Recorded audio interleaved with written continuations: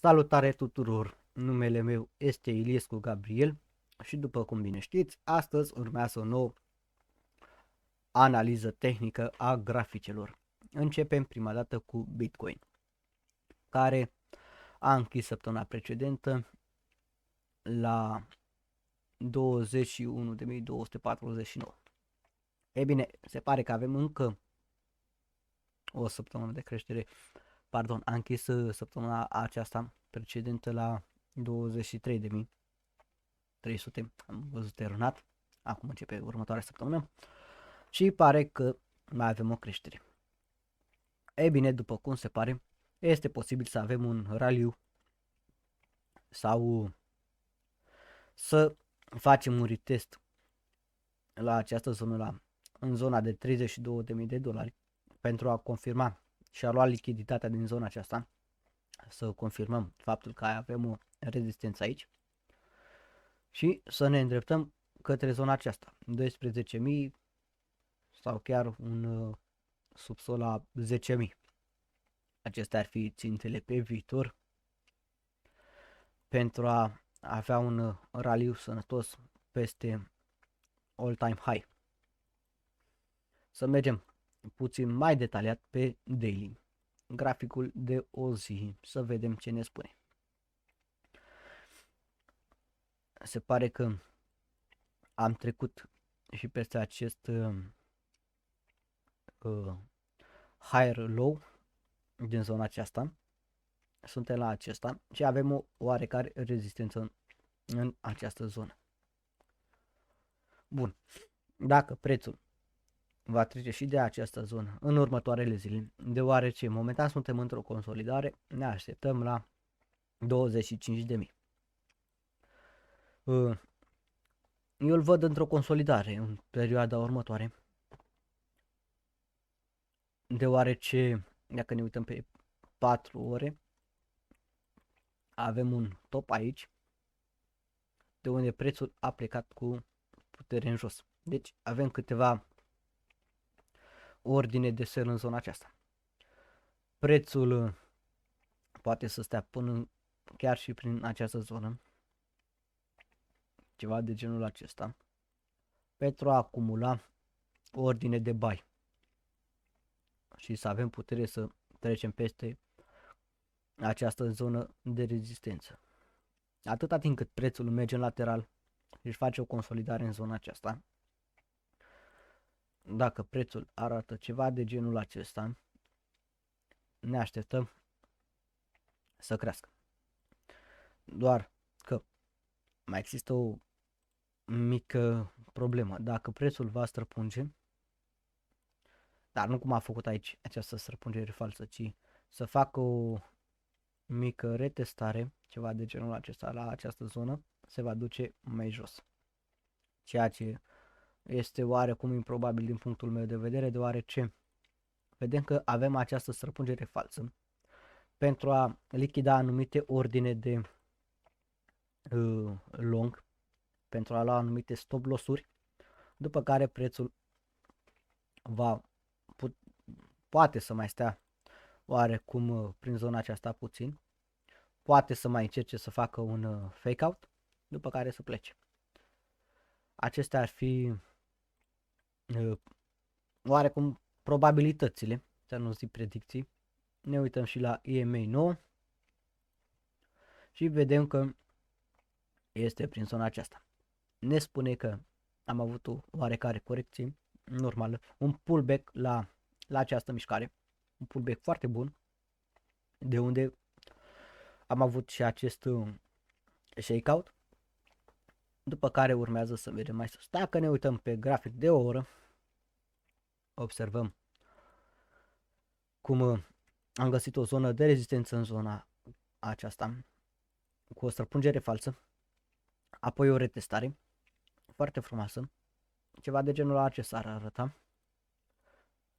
cu retestarea și străpungerea falsă. Vedeți?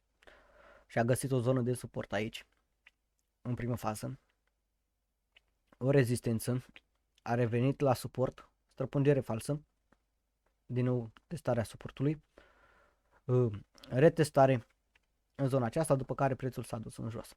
Deci, ca să vă exemplific, aici dacă luați un ordin de vânzare, uitându-vă doar pe graficul de o oră, puteți observa faptul că avem o străpungere falsă la această rezistență, ceea ce ne confirmă faptul că este un trend ascendent, deoarece a lichidat câteva ori stop loss-uri în zona aceasta. După care vedeam cu condiția ca prețul să ajungă până în zona aceasta. Automat avem aceste week-uri, aceste slăbiciuni. Deci cam aici ar fi fost zona sau puteam să o lăsăm puțin mai jos.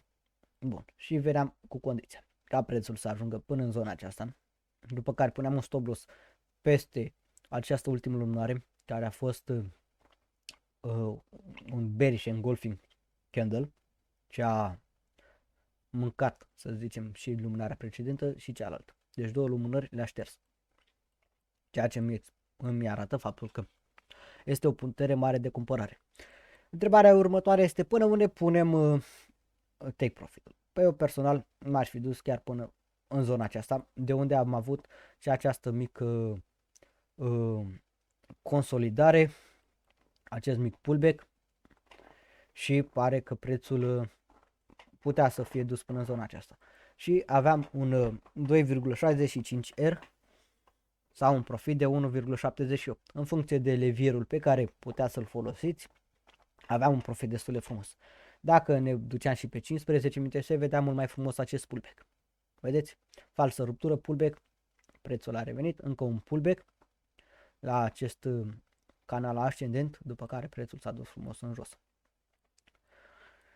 Vedeți cum a revenit acum să facă o nouă consolidare pe 15 minute. Ne indică faptul că ne aflăm într-o consolidare, prețul nu se duce nicăieri și trebuie să stăm departe de el. Bun, să mergem pe S&P 500, ne uităm TVC, cred că acesta este sau 2 secunde, CFD, S&P, cred că ăsta este mai degrabă, sau să-l căutăm noi cel mai bine. Da, acesta este S&P-ul american. Să vedem cum suntem pe weekly. După cum am spus și mai înainte, avem acest canal ascendent.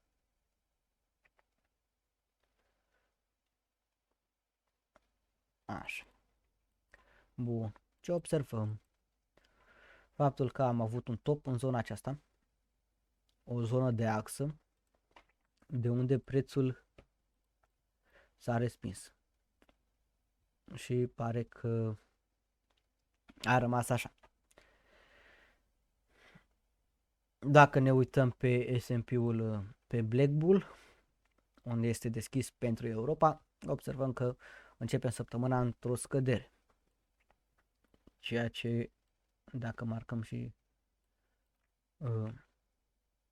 săptămânile precedente, prefer obișnuiesc să marchez și săptămâna precedentă, doar așa, orientativ, să văd cum suntem. Ne uităm pe o săptămână, observăm că avem respingeri multiple din acest trend ascendent.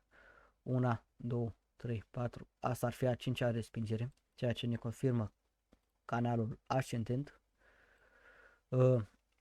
Și aici undeva în zona aceasta ar putea să fie și chiar este o zonă de suport puternică la 3500, după cum puteți vedea, chiar avem o zonă de suport puternică de unde prețul a fost respins de mai multe ori.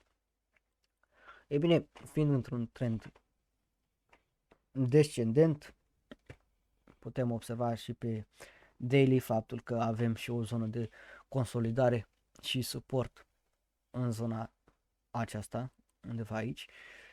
Să marcăm și maximele și minimele de săptămâna trecută. Să vedem dacă ar putea ține ca suport sau rezistență pe viitor. Dacă ne uităm pe 4 ore, prețul ne spune că avem posibilitatea să mai scădem. Uitați unde este linia de la EMA 9. Aici este ca și suport, doar că pe oră putem să observăm faptul că avem o testare, străpungere falsă și venim, probabil o să venim la o retestare undeva în zona aceasta, deci ca să vă arăt, undeva în zona aceasta vom veni la o retestare pentru a confirma faptul că suntem într-un trend descendent și avem aici pe undeva un suport, pe undeva prin zona aceasta aș putea spune, de unde prețul a plecat cu o putere fenomenală. Uitați-vă cât de frumos a dus. Ca să acoperim, după cum vedeți, am acoperit zona aceasta cu o nouă creștere. Acum putem să o acoperim și pe aceasta cu un trend descendent, volume mari sunt pe sell, sau putem să ne consolidăm în zona aceasta atâta timp cât nu face un fake out cum pare să fie acesta, am putea să mergem așa, după care prețul să plece până în linia de trend să o retesteze foarte agresiv. Condiția este să-mi țină această zonă și dacă prețul ar pleca, ar străpunge această zonă cu o retestare, s-ar putea duce în sus. Altfel, ca un al doilea scenariu, dacă prețul se va duce în jos cu putere, apoi vine, se mai consolidează puțin și pleacă. Acestea ar fi mișcările principale. Să ne uităm și pe DXY.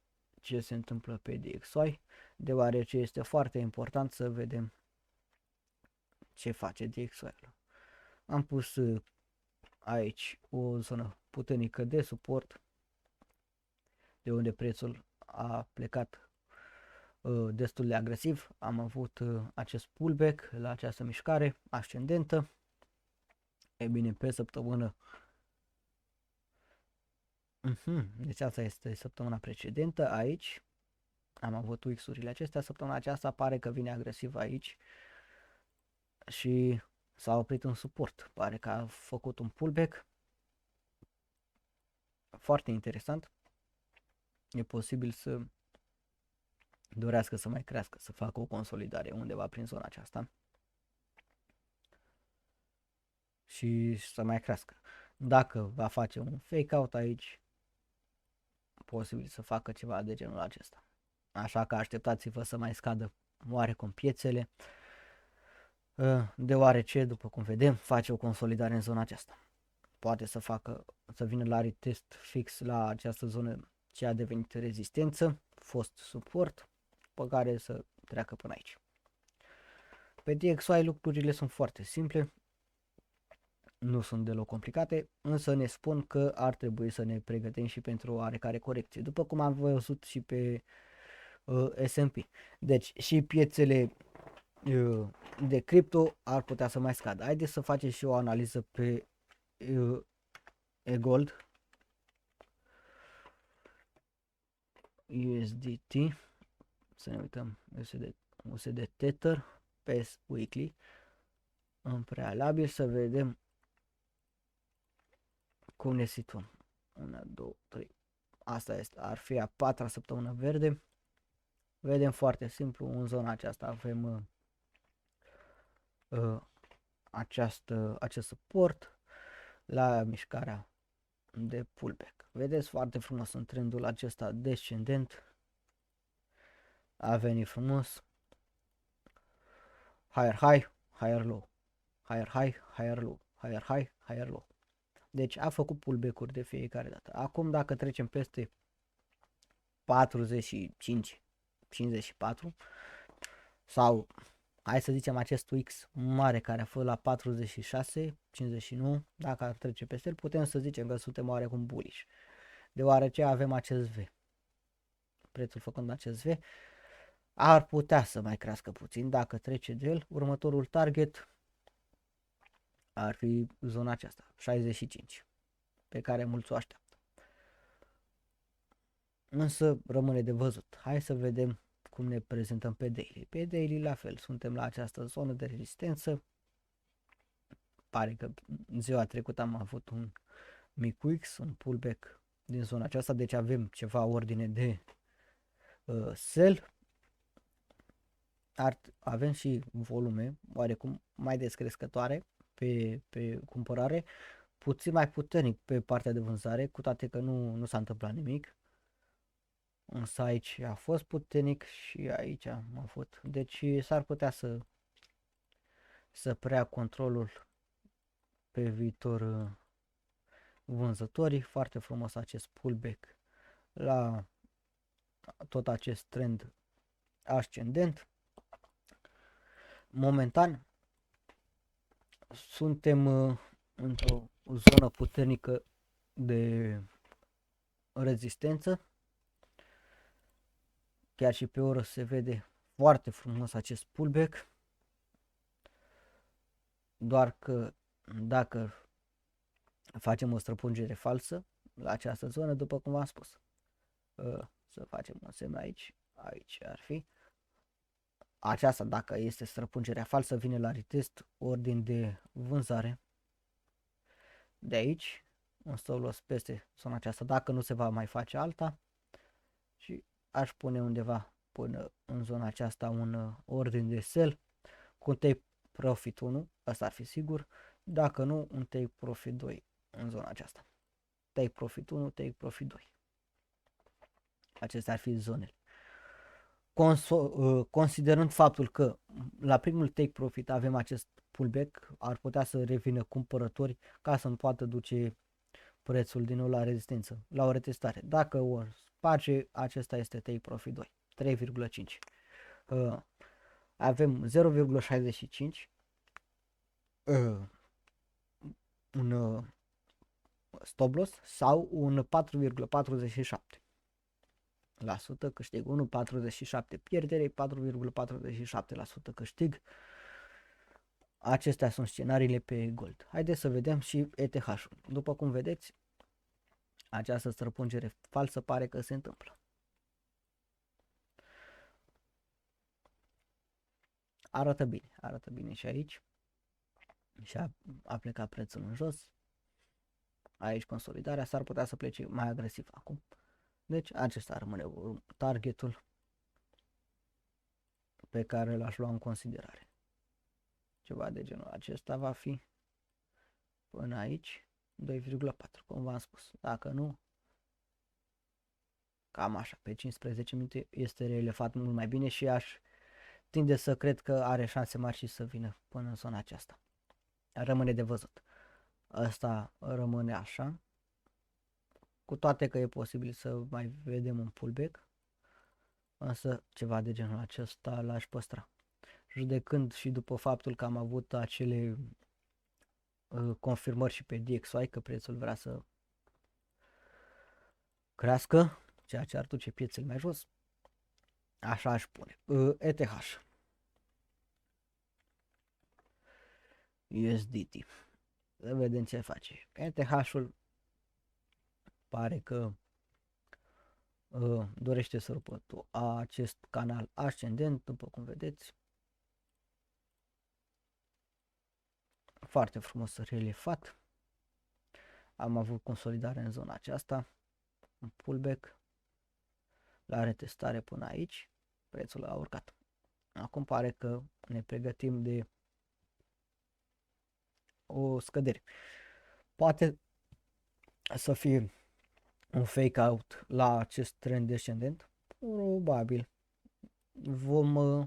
Vom aștepta. Dacă face un pullback sănătos până în zona aceasta, e foarte bine, avem confirmarea că va mai crește. La fel,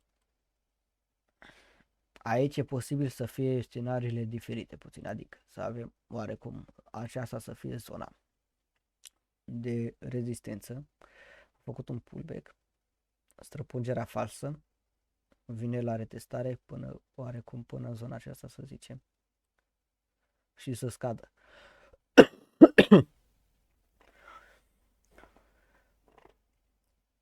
ca să facă o consolidare mai departe și prețul să se ducă mai sus de atât.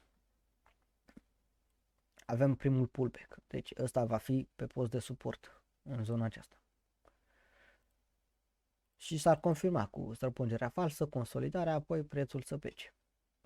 În lucruri foarte simple pe care le văd datorită faptului că am avut și confirmarea pe DXY că ar dori să mai crească. Atâta timp cât DXY dorește să mai crească și piețele se corectează. Să ne uităm puțin și pe US 100. Poate sunteți interesați să vedeți cum arată și US 100. Să ștergem puțin graficul. Tot la fel, canal descendent. Pare că încercăm să schimbăm trendul. Pe weekly aici ar mai avea spațiu să crească chiar până în 12.000, să zicem, da, 12.000.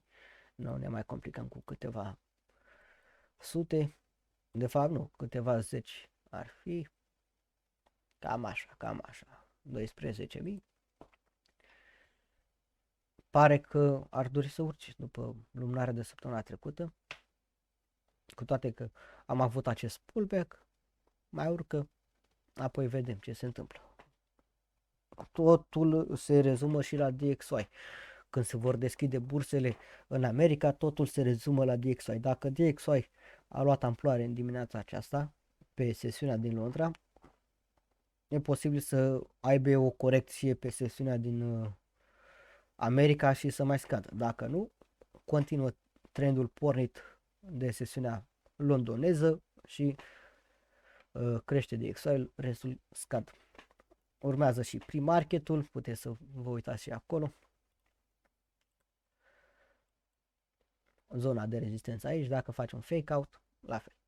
Poate să mai scadă chiar până aici.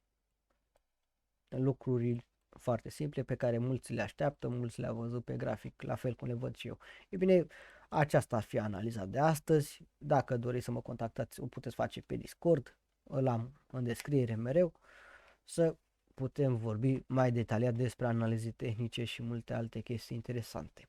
Vă mulțumesc frumos pentru vizionare, să aveți o zi cât mai frumoasă și profitabilă în continuare.